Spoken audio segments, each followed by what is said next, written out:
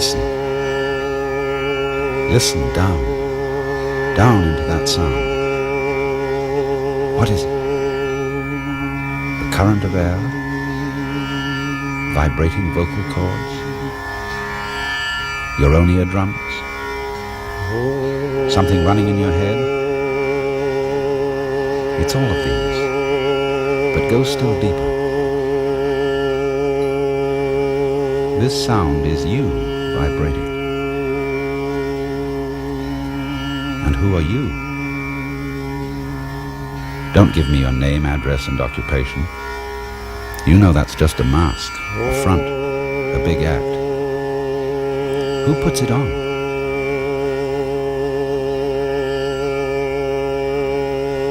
Who puts it on? Your body? What an act that is. And who puts that on? Your father and mother? Did they put you on? Come off it. You know very well who you are, but you won't admit it. Deep in there in the middle of your heart, you know it. You've always been around, and always will be. And the you in you is the same as the you in me. You're not some sort of tourist just visiting in this world for a short time. You belong here, like the apple on the tree. And as the apple is the energy of the tree, you, yes, you are the energy of the world. You don't know who you are, do you? You can't really get at yourself, just as the fingertip can't touch itself and the teeth can't bite themselves. And that's because you, the far in you, is what we call Brahman, the self of the universe, the which than which there is no whicher, the heart and foundation of all that's going on. You think you're going to die someday. Yes, that's because every now and then you have to go off so that you can know you're on. You can't have an up without a down, or a back without a front, or a light day without a dark night. The whole thing is pulse.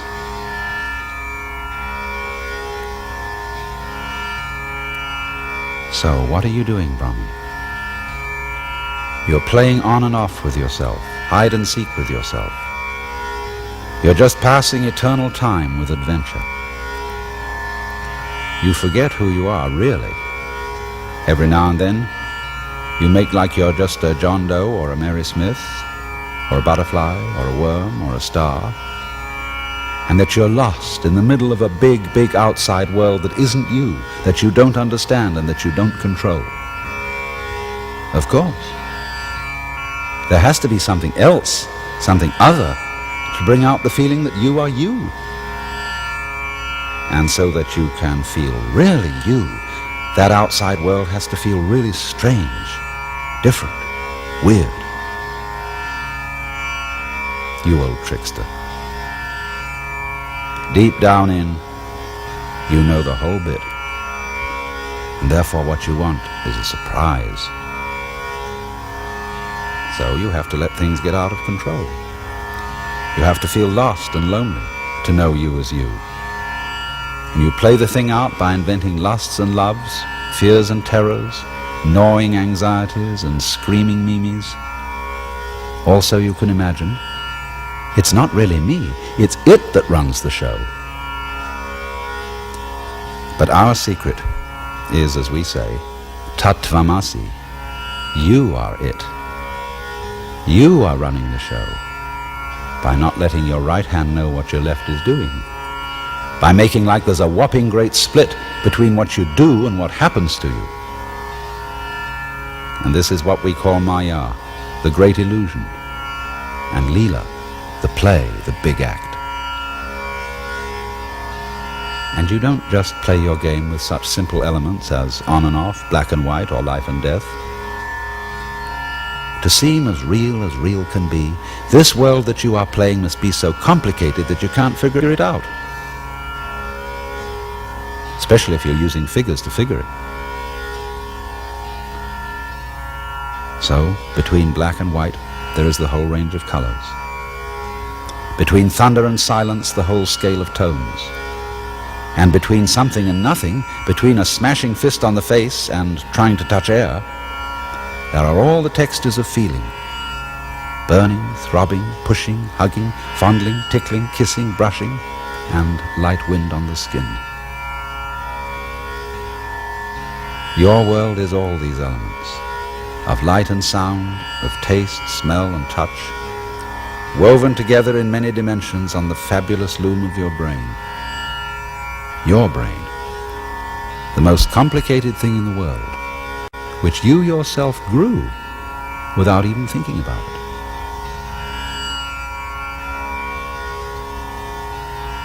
You have always been around. For you, I, the self, is simply what there is and all that there is. All of us are rays from one center, tits on one sow, sounds on one flute. Forever and ever. But it doesn't get monotonous, boring, because we keep forgetting it. We keep the ons on by putting offs between them. How big is it? And how long is on? And how long off? Don't take these figures literally, for their purpose is just to give an idea of vastness. We say that man, human life, is a dance that lasts for 4,320,000 years. And of course there are all sorts of other dances going on at the same time with their own rhythms.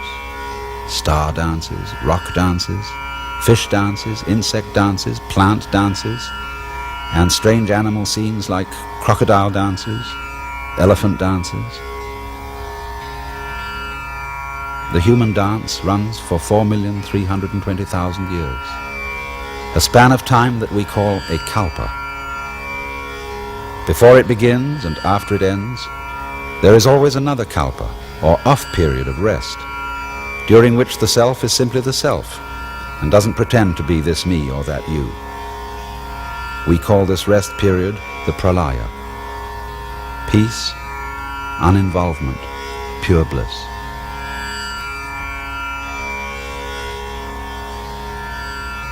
When 4,320,000 years of rest draw to a close, the Leela dance begins again, though it always seems like the first time. Every day is today. And then through many centuries, through many pulses of waking and sleeping, life and death, you stretch your world out through a span of time that varies in mood like the rainbow, running from purple to red, from royal delight to destruction and fire. For as there is no purple without red, there is no pleasure without pain. There are thus 4 great divisions of the kalpa.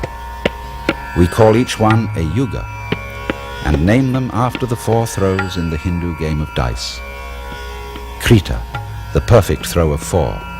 Treta, the slightly imperfect throw of 3. Dvapara, the throw of 2. And Kali, the worst throw of 1. And so the first period, the Krita Yuga, runs for 1,728,000 years, during which the whole world is as perfect as a fresh flower and as unblemished as the skin of a young girl. The second period, the Treta Yuga, is a little shorter. It runs for 1,296,000 years, during which a small element of evil and decay comes into life, and the tips of the petals are very slightly brown. The third period is the Dvapara Yuga, running for 864,000 years. The syllable Dva in Dvapara means 2, double or dual, so that in this age the powers of good and evil are equally balanced. The fourth period is Kali Yuga, running for only 432,000 years, in which the power of evil and destruction takes over. At the end, your eternal self takes the form of Shiva, the Lord of renewal through death, blue-bodied and 10-armed with a necklace of skulls, but with one hand in the gesture called Fear Not, as a reminder that all this is in illusion and play. And And then Shiva dances the Tandava dance, the dance of fire in which the material world is destroyed, and the self returns to the state of pralaya, of peace, uninvolvement, and pure bliss. All this goes on forever, through kalpa after kalpa after kalpa, and not only in this visible world that we call the universe. For this universe that we know is only a speck of dust in another universe, and all the specks of dust in this universe that we know contain minute universes without measure, boundless inward in the atom, boundless outward in the whole. However vast, however incomprehensible, however terrifying this entire display may seem to be, all of it is at root your own inmost self, the self which you cannot touch or see or pin down or control, because it's too close, too near, right in the middle of everything, because it's you.